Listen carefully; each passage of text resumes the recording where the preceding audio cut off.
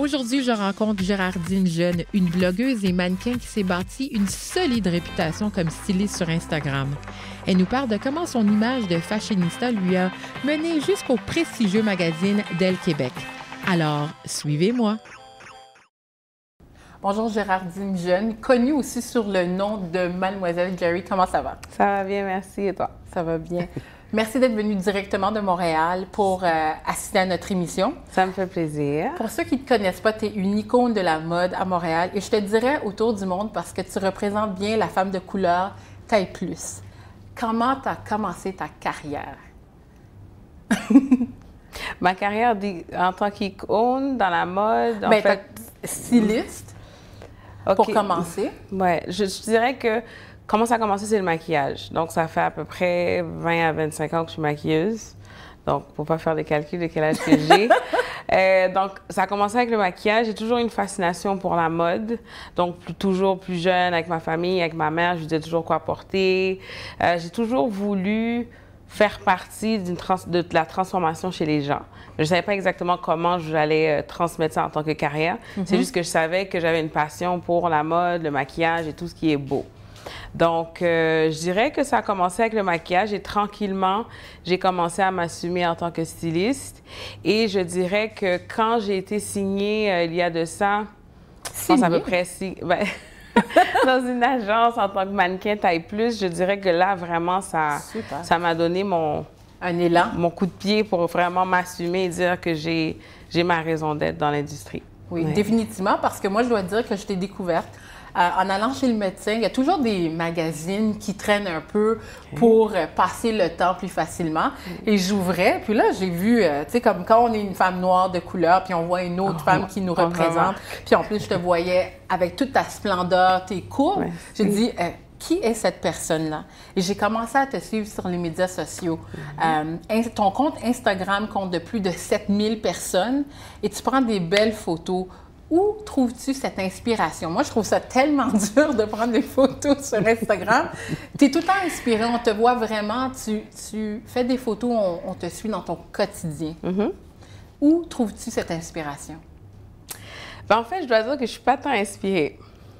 Dans le sens que je comprends que c'est une plateforme comme une autre et les images, ça attire. Et en fait, je me dis, ce que je projette, c'est ce que j'aimerais moi voir si je me connaissais pas. Toi, les comptes que je suis, c'est des belles images, des belles photos, en fait, des images qui émanent certaines émotions.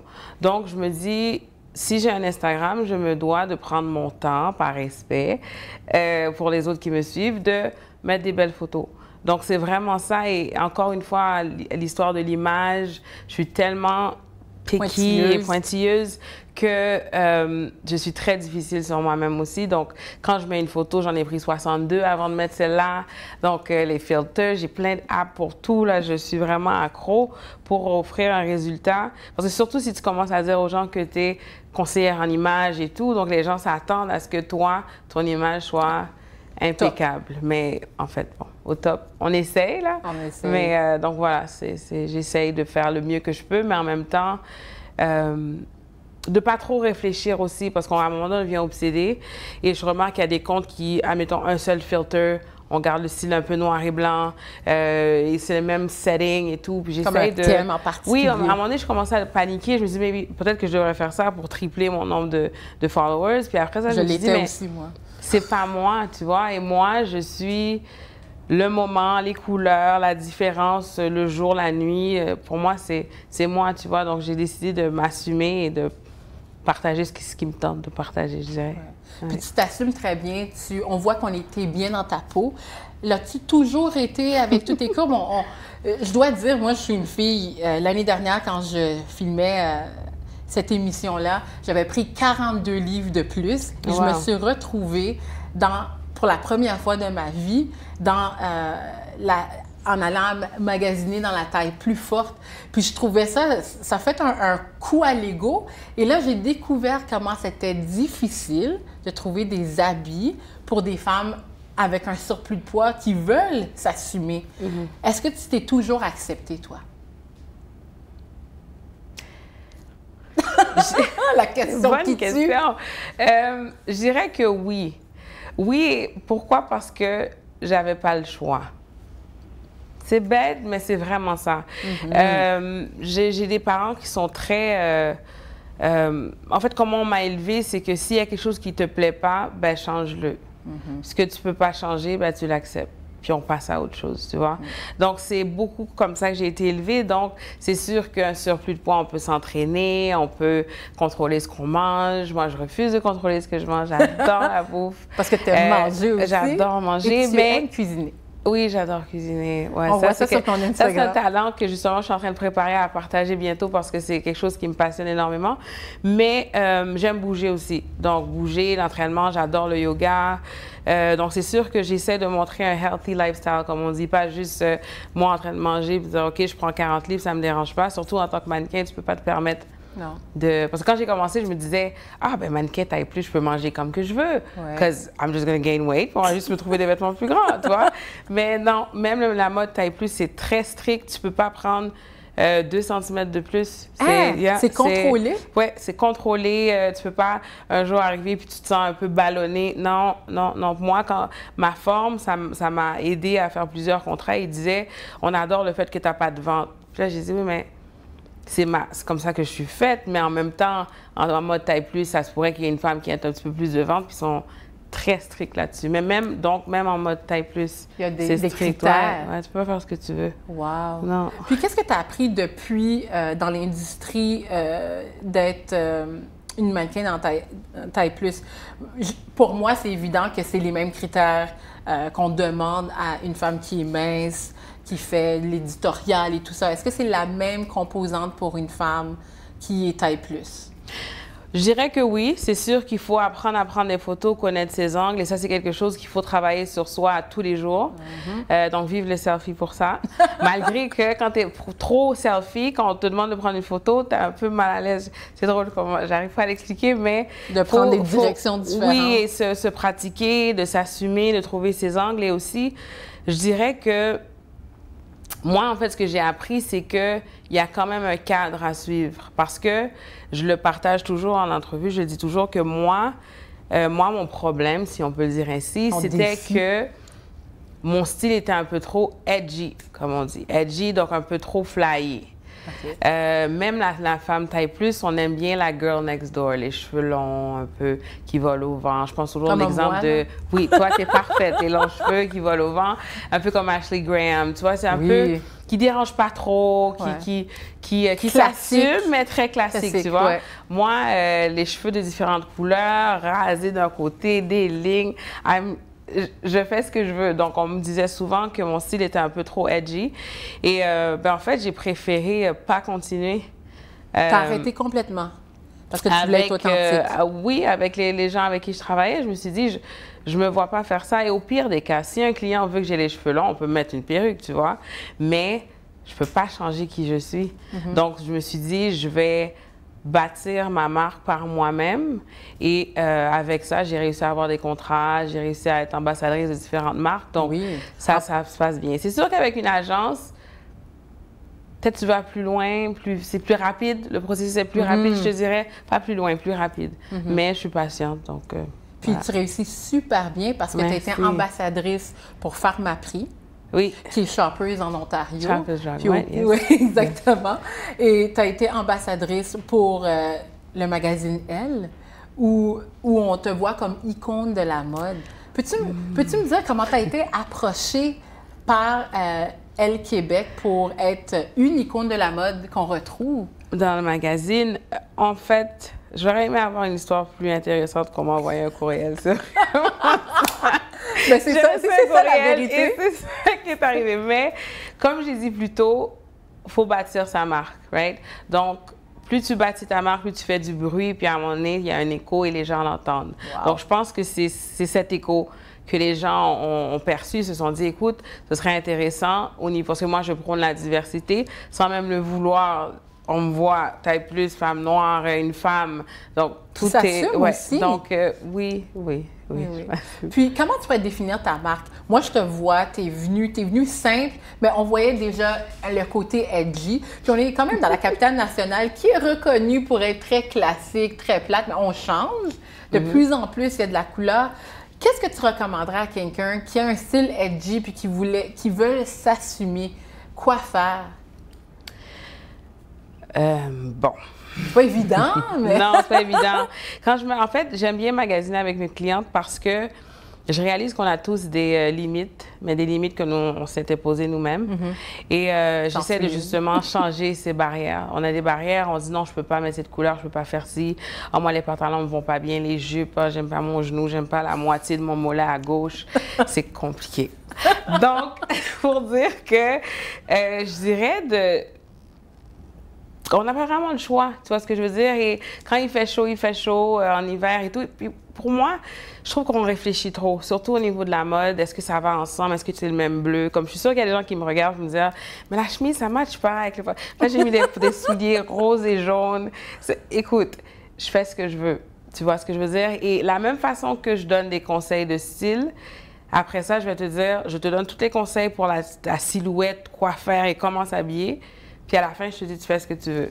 C'est le côté contradictoire, c'est pour que tu comprennes que même les tendances, l'industrie, c'est la perception de quelqu'un, les tendances, les couleurs et tout. C'est pas ta perception, tu vois ce que je veux dire?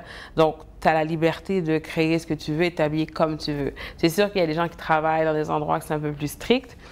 Moi, je suis un peu rebelle dans l'âme, donc si je suis quelque part et il y a un uniforme, je quitte en courant. Tu es conseillère en mode et tu as eu la chance de travailler avec Bruni Surin lors d'une séance de photos. On a pu voir ça en vidéo et également sur ta page Instagram. Comment ça a été ta rencontre avec Bruni Surin? Ça a bien été, ça a très bien été. C'est sûr que j'étais très ravie de le rencontrer. C'est quelqu'un de très important dans l'industrie et tout. Donc, j'étais contente de le rencontrer. J'avais hâte de mettre ma touche. J'avais hâte de... Moi, je suis comme comment je pourrais dire? Pour moi, c'est juste de mettre ma touche partout puis de voir comment je pourrais... le transformer? Oui, parce que j'allais dire améliorer, that's not nice. Mais plus, justement, mettre ma touche, qu'est-ce que c'est, dépendamment du mandat. Donc, on travaillait avec une designer, donc on avait quand même quelque chose de spécifique à faire. C'était quoi le mandat, justement? Ben, le mandat, c'était une dame qui partait ses vêtements. Elle a fait des vêtements pour lui. Donc, on l'a rencontré à plusieurs reprises pour faire l'essayage, s'assurer que les couleurs et tout. Donc, on a vraiment travaillé avec lui pour s'assurer qu'il soit confortable. C'est sûr qu'il y avait des teintes et des couleurs que Bruni ne portait pas. Et il m'a dit, mais je peux pas porter ça. J'ai dit, oui, tu peux. Donc, moi, je suis là pour ça, pour pousser les gens à oser. Après, il était tellement content du résultat et même que là, je le vois, la dernière fois dans les photos, je fais « Ah, OK ».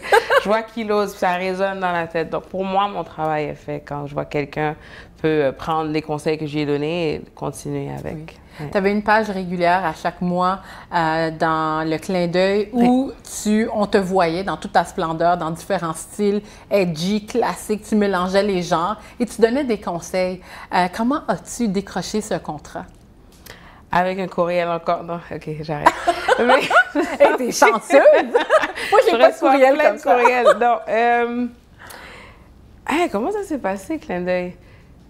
Parce que tu étais là à chaque mois et tu donnais des conseils fort intéressants pour... Oui, c'était une chronique, c'est ça, une page qu'on m'a offert encore une fois. Je te dirais, on m'a approché et on m'a dit qu'ils cherchaient justement... Parce que Clin d'œil avait fait un travail vraiment colossal pour prôner la diversité. Donc, il y avait un magazine qui disait, écoute, même les pages couverture, on va prendre des femmes qui ne sont pas juste minces, on va vraiment créer une diversité.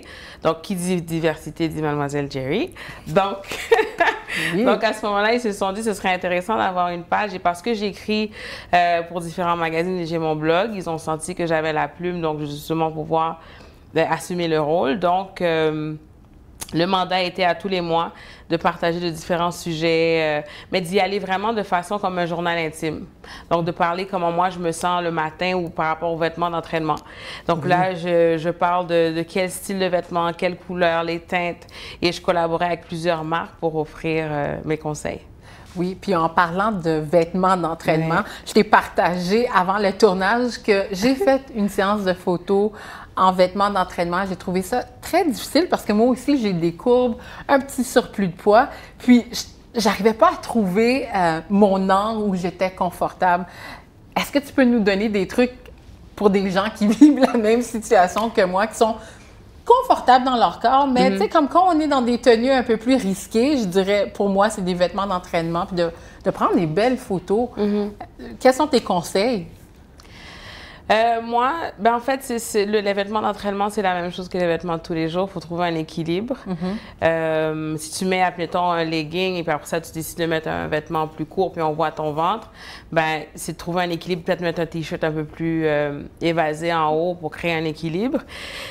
Pour les angles, bien, en fait, puisque c'est toi qui prends la photo, tu peux t'arranger. On sait tous que quand on prend une photo vers le haut, on paraît plus mince. C'est vrai.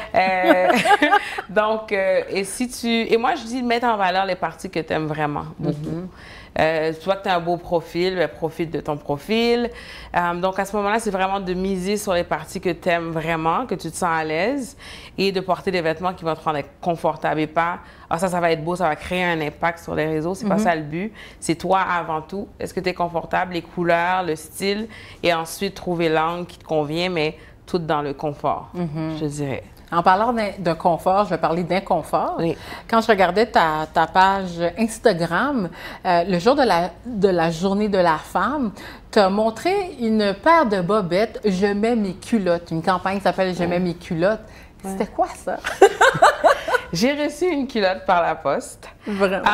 Du Why des femmes, qui faisait une campagne pour justement l'hypersexualisation des femmes et aussi de comprendre que notre corps, c'est notre corps, donc on a le droit de dire non. Donc, de mettre ses culottes et dire non quand on ne se sent pas dans une situation où on est à l'aise. Donc, la campagne était vraiment intéressante. Il y avait même des moments où est-ce que justement les photos, tu vas avoir un photographe, tu fais des photos, puis tu n'es vraiment pas à l'aise de comment ça se passe. Tu es capable de mettre tes culottes et dire, je suis pas à l'aise, non, c'est non, parce que ton corps, c'est toi qui contrôle ce qui se passe. Tu prêtes ta voix à d'autres causes aussi. Ça, c'en est une très bonne, puis j'aimais le slogan.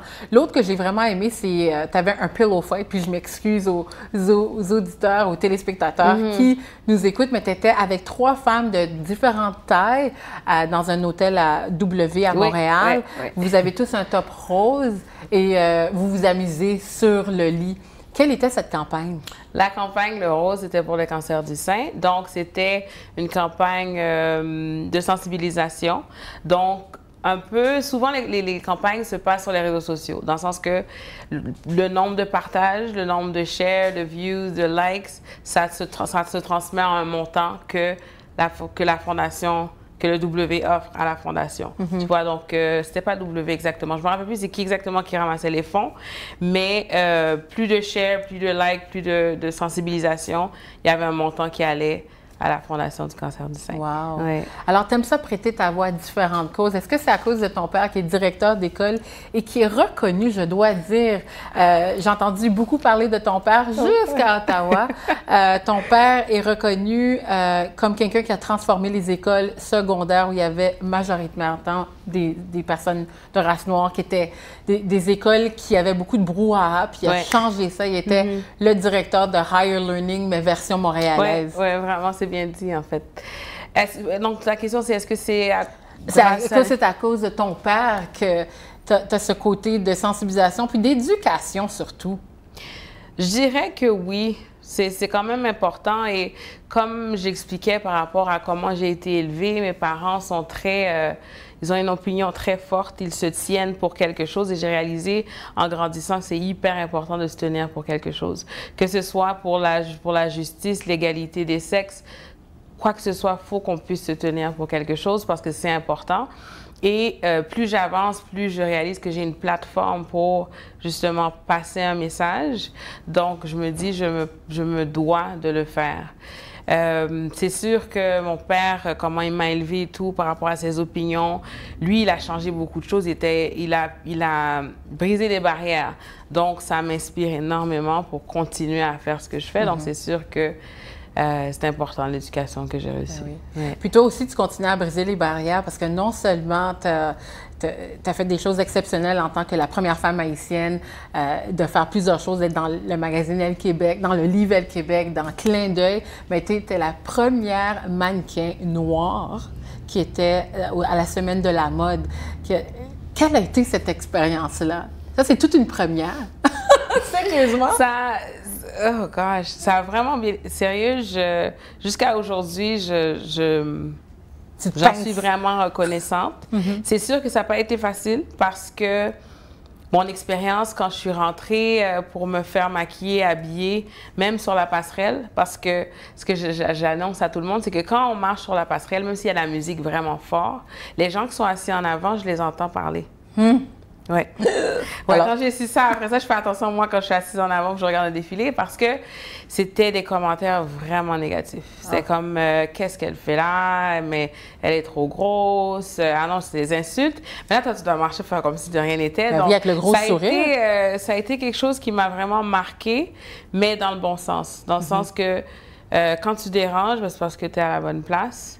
Quand les gens sont inconfortables, tu es à la bonne place. Donc, pour moi, je me suis dit, c'est comme si je marchais et je voyais comme si c'était ma vie. Tu vois, donc de marcher, il y a des commentaires, les gens ne sont pas contents, sont inconfortables, mais je continue d'avancer. Donc, je me dois de continuer dans cette direction parce que j'ai un but, je me vois faire tellement de choses que... donc, c'est une belle expérience pour me faire comprendre que dans la vie, les gens parlent. C'est pas tout le monde qui te supporte et qui est content de te voir aller, mais... Mais ceux qui te supportent, en parlant de ceux qui te supportent, t'ont nominé au Gala Dynastie à Montréal qui rassemblait toute la communauté noire canadienne, tant anglophone que francophone, et tu étais dans la catégorie influenceur média. Et tu n'as pas remporté le prix, mais tout le monde te connaissait, tout le monde te félicitait. Merci. C'était incroyable de voir l'Olympia bourré de personnes, puis qui chahutaient pour toi pour que tu gagnes. Oui, ça fait du bien. Quand tu as eu la nomination, où étais-tu? Quand tu as su que tu étais nominée? J'étais... Sur un shoot? Probablement. Non, mais en fait, j'aurais voulu avoir quelque chose de glamorous. Soit j'étais dans ma chambre, dans mon lit, j'ai reçu le courriel. Tout se passe par courriel, finalement. J'ai reçu le courriel et pour une nomination, ça m'a un peu choquée. Je me suis dit, influenceur web. Parce que tout ce que je fais, je n'ai pas pour but de... Je me réveille, je dis, bon, j'ai influencé des gens aujourd'hui. Donc, dans tout ce que je fais. Pas ton objectif. J'y pense pas. Et cette nomination m'a fait réaliser que tout ce que je fais a un impact et aussi de faire attention, tu vois ce que je veux dire, à tout ce que je dis, tout ce que je projette, parce que ça a un impact, tu vois, et qu'il y a des gens qui regardent, il y a des gens qui suivent, qui regardent un peu qu'est-ce qui se passe. Donc, j'ai été très contente de la nomination. Ça a été super intéressant.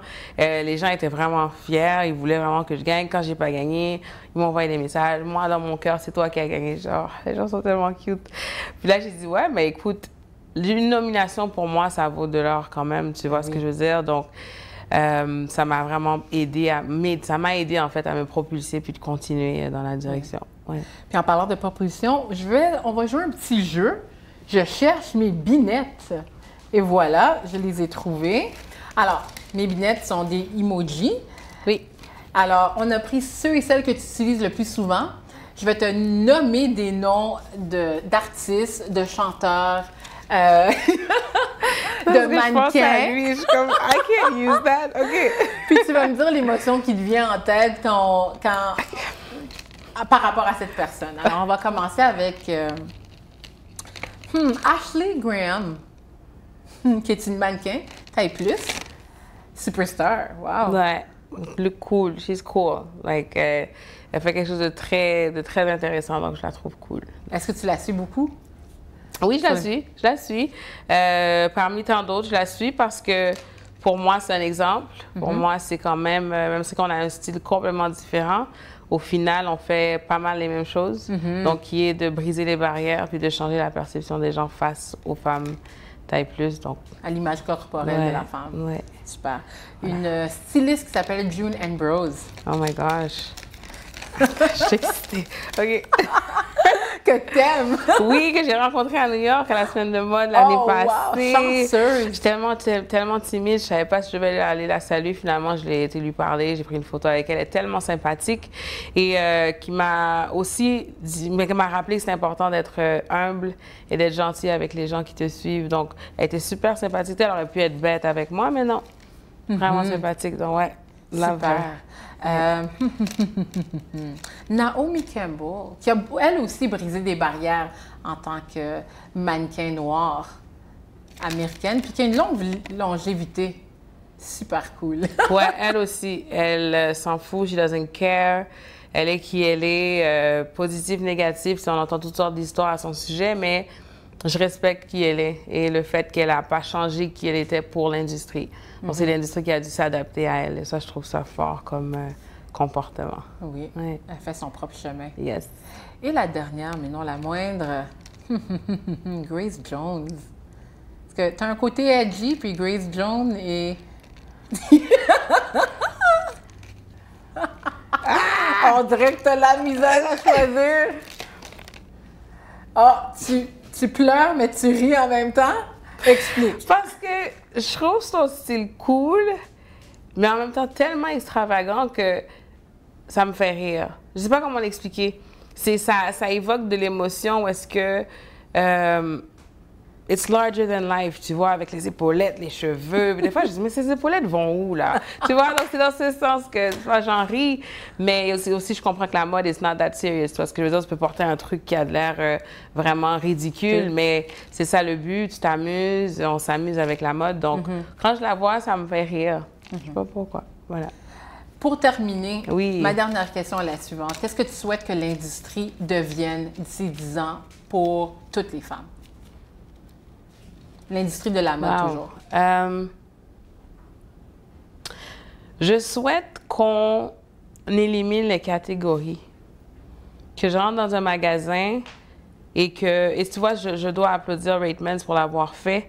Je rentre dans un magasin, un vêtement, la chemise blanche, toutes les grandeurs sont là. Il n'y a pas de section taille plus pour les plus petites dans le coin. Ah, toi, tes mecs, va en arrière. Écoute, je peux avoir un magasin où est-ce que c'est tout le monde ensemble, on magazine. Donc, c'est vraiment de briser les labels, taille plus, grande, petite. Est-ce qu'on peut juste vivre et être qui on est? Puis juste être des femmes qui veulent être à la mode. Oui, donc pour moi, c'est super important et juste de briser d'enlever les étiquettes. Pour moi, c'est pas important. Jerry, Mademoiselle Jerry, on va continuer à te suivre sur toutes tes plateformes. Merci, tu es inspirante. Merci d'être venue à Suivez-moi. Merci.